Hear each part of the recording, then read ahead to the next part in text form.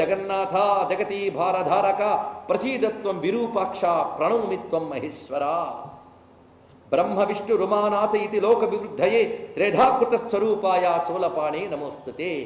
ఇక్కడ శివుణ్ణి ఎంత బాగా అంటున్నారు చూడండి. బ్రహ్మ విష్ణు ఉమానాథ అనే 3 రూపాలతో ఈ లోకముల్ని నడుపుతున్నటువంటి ఓ పరమేశ్వర నీకు నమస్కారము. యస్య సేవా పరం బ్రహ్మ సజ్జ ప్రస్తౌతి నిర్మలం కరుణారూపిణి నిత్యం శూలపాణి నమోస్తుతే. ఎవని సేవించడం వల్ల పరబ్రహ్మతత్వం వెంటనే లభిస్తున్నదో అటువంటి కరుణామూర్తివైన శూలపాణి నీకు నమస్కారం అని చెప్పి, ఇప్పుడు నిన్ను స్తుతిస్తున్నాను, నిన్ను పూజించాలని నాకు చాలా ఉత్సాహం పుడుతున్నది. నీ పూజ సమగ్రంగా చేయగలనా? కొందరు పూజ చేసిన వెంటనే గర్వంగా చుట్టూ చూస్తారు, భలే పూజ చేసేనే అని. కానీ సిగ్గుపడాలట పూజ చేసిన వెంటనే. ఇక్కడ మనం మధ్యంజన పుత్రుడు పూజాభక్తుడండి. ఒక్కొక్కరికి భక్తిలో ఒక్కొక్క విశేషం. కొందరికి కీర్తనలో ఆనందం, కొందరికి ధ్యానంలో ఆనందం, ఒక్కొక్కరికి ఒక్కొక్కటి. కనుక ఇదే తరింపజేస్తుందని చెప్పడానికి లేదు. వాడి జీవలక్షణం బట్టి ఒక్కొక్కటి ఎంచుకుంటాడు. కనుక ధ్యానంలో ఆనందం పడేవాడు పూజలు అనవసరం అనకూడదు, పూజలో ఆనందం పడేవాడు ధ్యానాన్ని అనవసరం అనకూడదు. దేనిలో నువ్వు ఆనందం పడుతున్నావో దాన్ని డెవలప్ చేసుకుంటే అదే నేను ముక్తినిస్తుంది. అదా ఇదా అని ఆలోచిస్తూ ఉంటే జీవితం అయిపోతుంది. గుర్తుపెట్టుకోండి, ఏదో ఒకటి పట్టుకోగట్టిగా. ఇతరు సామాన్యుడా చెప్పండి, కానీ ఇతనికి ఇష్టం ఏంటి అంటే పూజ.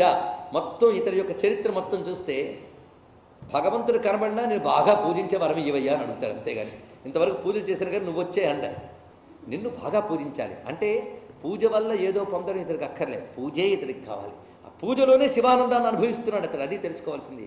ఆ శివానందాన్ని పూజలోనే అనుభవించే భక్తి. అది అర్థం కావాలంటే ఆ తత్వానికి మనం చేరగలిగితేనే అర్థమవుతుంది, లేకపోతే అర్థం కాదు. అయితే చెప్తున్నాడు, క్రియతే యా మయా పూజ తవ పాద సరోరుహే న్యూనావాప్యధికావాపి ప్రీతయే భవతోస్తు సా.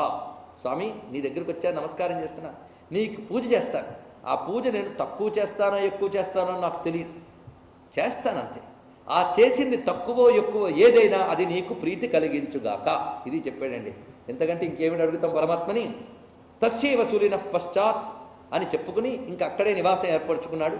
అక్కడికి దగ్గరలో నాతి దూరి, అంత దూరంగా లేకుండా, అంటే కొంత దూరం, అంత దూరం కాని చోట ఒక తటాకానికి తీర భాగంలో పుష్పవృక్షములు మొదలైన చోట ఒక చిన్న మఠాన్ని ఏర్పరచుకున్నాడు. ఇక్కడ మఠము అంటే స్థిరముగా ఉండడానికి ఏర్పరచుకున్న చోటు. దాన్ని ఏర్పాటు చేసుకుని అక్కడ తాను కూడా తన విధానం కోసం ఒక లింగాన్ని ప్రతిష్ఠ చేసుకుని ఆరాధన చేస్తున్నాడు. ఇటు మూలస్థానంలో విశ్వేశ్వరునితో పాటు తాను ప్రతిష్ఠ చేసుకున్న పరమేశ్వరుని కూడా ఆరాధిస్తూ అక్కడ చాలా కాలం గడుపుతున్నాడు. అయితే ఇతనికి పూజ ఎందుకు గొప్ప ఆసక్తి.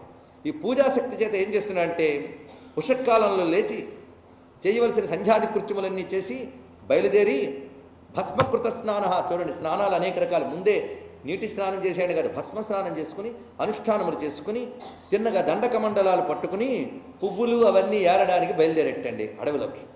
అవన్నీ తెచ్చుకున్నాడు, చాలా ముచ్చటగా ఏరి తెచ్చుకున్నాడు. ఆ స్వామి కోసం ఏరుతున్నాను అనడం దగ్గర నుంచే పూజ ప్రారంభమవుతుందండి. అంత ప్రీతిగా వాటిని ఇవి స్వామి కోసం అనేవన్నీ ఏరుకుని కుశాన్ పత్రాన్ని సమిధ సమాదాయ వనాత్తత. వాళ్ళకి హోమము ఉంటుంది, పూజ ఉంటుంది కనుక హోమానికి సమిధులు మొదలైనవి, అలాగే పూజాదులకు దర్భలు, పత్రములు, పుష్పములు ఇవన్నీ చక్కగా తెచ్చుకుని ఆశ్రమం దగ్గర పెట్టుకుని వాటిని ఏరుతూ జాగ్రత్తగా చూస్తున్నాడు. పువ్వులతో పూజించే విధానం అండి. అలాగా మనం పువ్వులు కొంటాం, అక్కడేమో స్కూటరో బండో ఆపి పువ్వులు కట్టే అంటాం, వాళ్ళు కట్టేసి ఇస్తారు. అది తెచ్చి పల్లెల్లో పోసుకుని దేవుడి మీద విసిరి కొడతాం. ఇది పూజలు. కానీ ఆ తెచ్చుకున్న పువ్వుల్ని ముందు ఏరడం, అందులో దోషం లేకుండా చూసుకోవడం కావాలి. అవి తీస్తూ ఉంటే ఆ పువ్వులకి ప్రసూనం కృమి సందష్టం దృష్ట్వా భీతస్తమబ్రవీత్. అవి తీస్తూ ఉంటే పురుగులు కొట్టిన పువ్వులు కనబడ్డాయి ఎక్కువగా. అయ్యో అని బాధపడ్డాడు. ఏం చేస్తాను, అప్పటికీ పొద్దున్నే లేచి వెళుతున్నాను. ఇంకా పొద్దున్నే వెళ్ళిపోవాలి నేను. ఎప్పుడు చీకటి ఇంకా పోకుండా తెల్లవారును వెళ్ళిపోవాలి. మరి రాత్రి కొయ్యకూడదు పువ్వులు, తెల్లవారును కొయ్యాలి. అంటే సూర్యోదయం కాకముందే నేను బయలుదేరిపోవాలి. ఈ తెల్లవారు పైగా అడవిలో, ఆ తెల్లవారుజామున తోవ కనబడడం కష్టం. ప్రత్యుషస్యేవతోత్థాయ ఎదిగంతుం కృతోద్యమ నిశాంధకార సంచన్నాస్తస్య మార్గా నిరంతరా. ప్రత్యుష, ప్రత్యుష అంటే తెల్లవారుజాము, ఉషక్కాలం కంటే పూర్వం అండి ప్రత్యుష అంటే అర్థం. అక్కడికి నేను వెళితే అరణ్య మార్గాలంతా చీకట్లతో ఉంటాయి. పైగా చెట్లు ఎక్కుతాము అంటే ఆ చెట్లే అభిషేకం చేసుకున్న శివుళ్ళ కనిపిస్తుంది అన్నాడు. అంటే అర్థం ఏంటంటే మంచు వాటి నిండా ఉండిపోతుంది. ఈ మంచు ఉన్నప్పుడు నేను ఎక్కుతుంటే జారిపోతుంటాను.